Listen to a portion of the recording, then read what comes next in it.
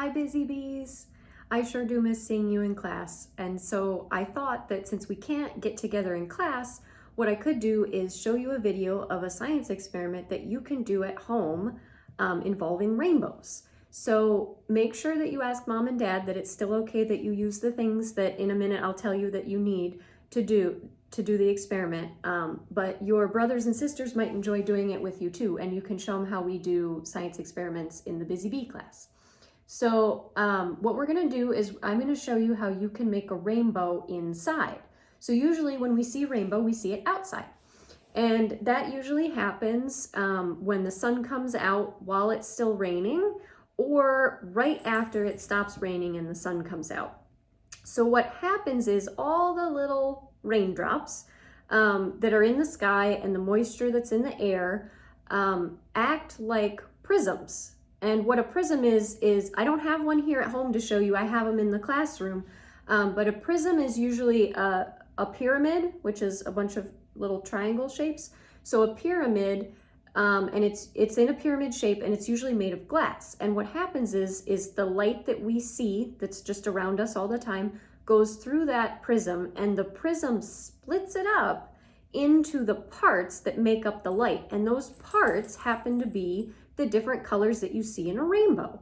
So our red, our orange, our yellow, our green, our blue, and our purple. Usually in a rainbow, the way that you say it is yellow, red, yellow, orange, green, blue, indigo, and violet. So indigo is like a bluish purple color, but a lot of times it's really hard to see, and then the last bit just kind of looks like purple. So for today, we're just gonna say purple at the end. And so what happens is the little raindrops and the moisture in the air split the light when the sun starts to come out. It splits it into all of its little pieces, and you can see the colors of the rainbow. Now, light is different than if we would mix all those colors with like markers or crayons or paint. Usually if we do that when we're coloring, we just kind of make like a brown or a black.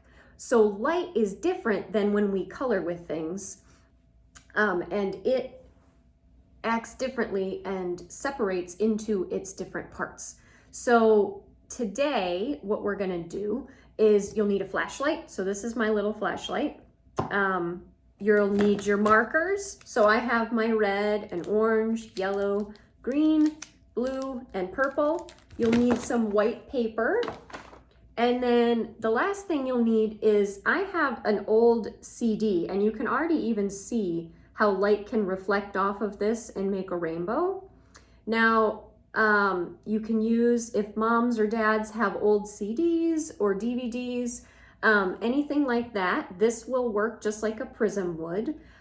Sometimes if you don't have any of that, sometimes what you can use instead is sometimes glasses or cups. When the light goes through it, they can bend the light into its different and separate it into its different parts as well.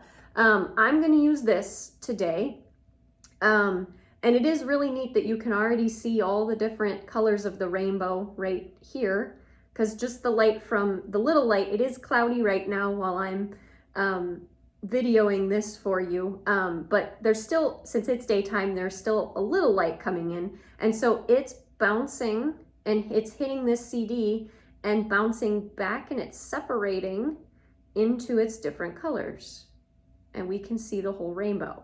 So what we're gonna do is in a minute, I'm gonna take all my supplies that I just told you that we need, and I'm gonna go up to a darker part of my house because it'll work best if you're in a dark place. You want it to be a little bit like light enough that you can see and you can get your different color markers and stuff, but you need it as dark as you can get it so that you can see the rainbow on your white paper the best. So I'm gonna head upstairs and I'll meet you upstairs.